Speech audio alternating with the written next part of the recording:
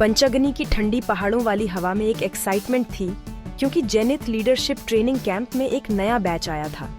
रिधिमा, जो बहुत अनऑर्गेनाइज्ड और एम्बिशियस थी, रजिस्ट्रेशन डेस्क के पास खड़ी थी, भीड़ में अपने जैसा कोई पार्टनर ढूंढ रही थी। आरव, जिसके बाल बिखरे हुए थे और वो अपनी स्केचबुक में खोया हुआ था, एक चीड़ के पेड़ के सहारे खड़ा था, बस एक शांत महीना चाहता था।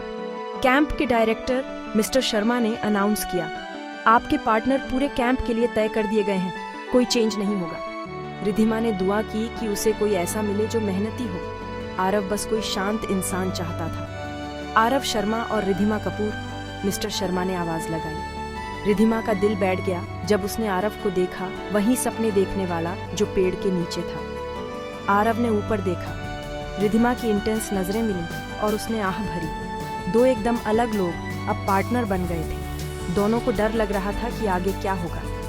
रिधिमा के प्लान खतरे में लग रहे थे। आरव का शांति वाला एस्केप खत्म हो गया था। पार्टनरशिप एक मौके से ज्यादा एक सजा लग रही थी। पहाड़ों की खूबसूरती पीछे छूट गई, क्योंकि असलियत सामने आ गई थी। रिधिमा अपनी स्ट्रैटेजी पर अड़ी रही, आरव अपने सपनों में खोया रहा। कैंप के पहले दिन ने ऐसी सिचुएशन बना दी थी जिससे कोई भी बच नहीं सकता था। उनकी जर्नी शुरू हो गई थी एक्साइटमेंट से नहीं, बल्कि एक दूसरे के डर से। कभी कभी सबसे अच्छी कहानियां सबसे खराब पेयरिंग से शुरू होती हैं। पहले कुछ दिन खामोश लड़ाई जैसे थे। रिधिमा ने अपनी टेंट बनाने की इंस्ट्रक्शन दी, मैनुअल हाथ में था। आरव ने टेंट को सूरज उगने के हिसाब से लगाने का सुझाव दिया। रिधिमा ने उसे मना कर दिया, मैनुअल का हवाला देते हुए। टेंट एकदम सही बना था, लेकिन हवा में टेंशन थी। खाना अजीब था। रिधिमा टाइप कर रही थी, आरव चुपचाप स्केच बना रहा था।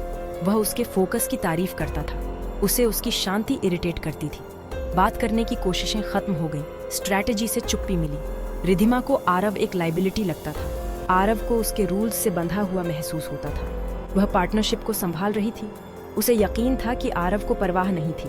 उनका पहला हफ्ता पर्सनालिटी की कोल्ड वॉर जैसा था।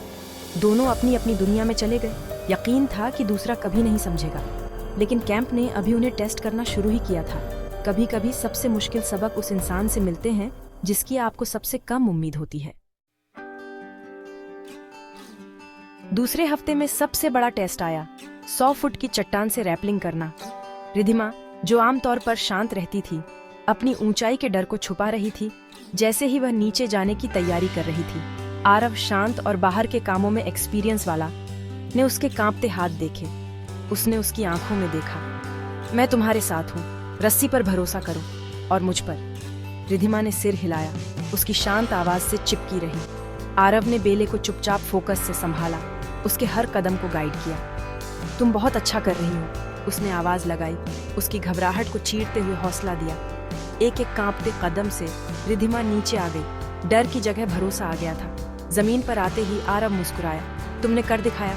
रिधिमा हांफती हुई फुसफुसाई, थैंक यू, मैं डर गई थी। उस पल में उनके बीच की दीवार टूट गई। रिधिमा ने आरव में ताकत देखी, आरव ने उसमें हिम्मत देखी। भरोसे ने, स्ट्रैटेजी ने नहीं, दिन बचा लिया था। कभी कभी आपको अपने पैरों पर खड़े होने के लिए छोड़ना पड़ता है। उनकी पार्टनरशिप बदल गई। अब सिर्फ जबरदस्ती नहीं, बल्कि बनी हुई थी। कनेक्शन की पहली चिंगारी जल चुकी थी।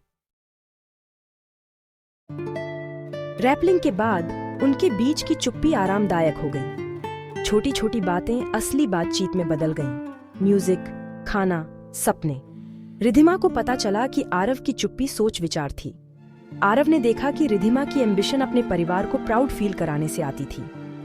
एक रात कैंपफायर के पास रिधिमा ने आरव को रैपलिंग वाले टास्क से उसका स्केच बनाते हुए देखा। उसके चेहरे पर डर और डिटर्मिनेशन थी। तुमने मुझे क्यों बनाया? उसने पूछा। तुम बहादुर थी, इंस्पायरिंग, आरव ने जवाब दिया। रिधिमा शर्मा गई। किसी ने उसे पहले कभी इंस्पायरिंग नहीं कहा था। उसने अपने ऊंचाई के डर को बताया। आरव ने अपनी ट्रैवल राइटर बनने के सपने को शेयर किया। कमजोरियां सामने आईं, दीवारें नीचे गिरी। उन्होंने देर रात तक बात की, उम्मीदें, डर, दबाव। रिधिमा को सुरक्षित महसूस हुआ। आरव उसकी पैशन से हैरान था। उनके डिफरेंस ताकत बन गए, बाधाएं नहीं। दोस्ती आग की रोशनी में खिल गई। पार्टनरशिप अब बोझ नहीं, बल्कि एक बंधन थी। कभी कभी सबसे अच्छे कनेक्शन सबसे शांत पलों में मिलते हैं। उन्होंने गुड नाइट कहा, ये जानकर कि कुछ खास शुरू हो गया था। कैंप उन्हें बदल रहा था एक साथ। आरव और रिधिमा एक टीम बन गए, लॉजिक और क्रिएटिविटी को मिलाकर। रिधिमा प्लानिंग करती थी, आरव नए पर्सपेक्टिव देता था। वे रात के खाने के बाद टहलते थे, आरव तारे दिखाता था, रिधिमा नक्षत्रों के बारे में बताती थी। उसकी नोटबुक्स में डूडल दिखने लगे, वह उसे कॉफी लाकर देती थी। दोस्तों की मजाक उनकी दोस्ती को कम नहीं कर सकती थी। उनका बंधन छोटी छोटी बातों और एक साथ हंसने में बढ़ता गया। एक मुश्किल फॉरेस्ट टास्क के दौरान आरव ने रिधिमा के कटे हुए हाथ पर धीरे से पट्टी बांधी।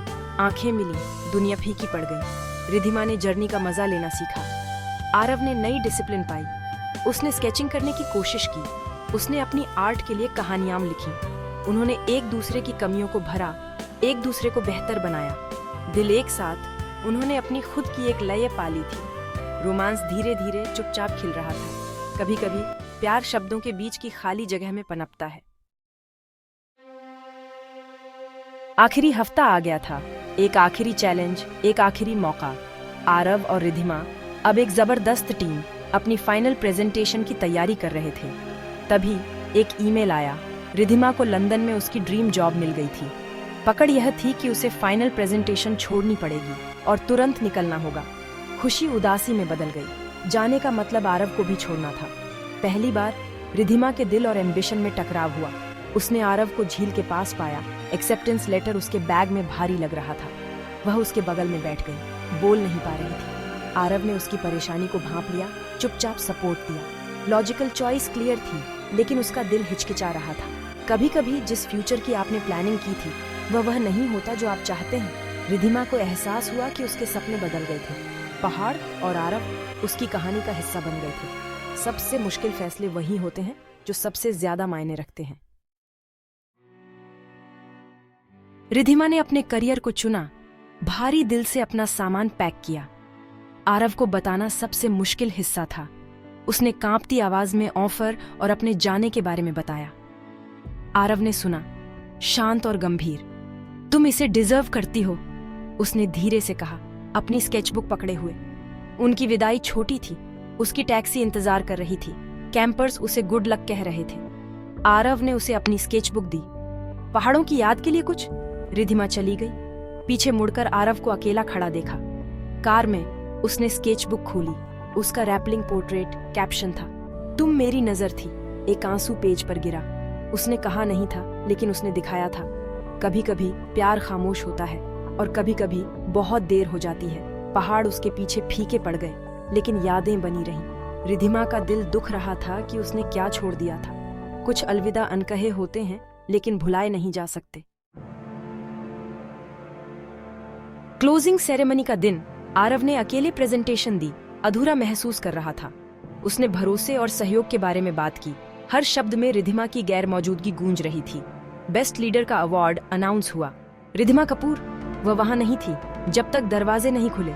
रिधिमा अंदर आई, सूटकेस हाथ में। उसकी आंखें आरव पर टिकी थीं। वह एयरपोर्ट गई थी, लेकिन उसे एहसास हुआ कि उसके बिना सक्सेस कुछ भी नहीं थी। स्टेज पर उसने माइक लिया। एक करियर जिंदगी का हिस्सा है, लेकिन पूरी कहानी नहीं। सबसे अच्छा नजारा वह इंसान होता है जो आपके बगल में होता है। वह आरव की तरफ मुड़ी। सॉरी, मैं हमारी प्रेजेंटेशन के लिए लेट हो गई। आरव मुस्कुराया, उसका हाथ पकड़ा। तालियां बज उठी।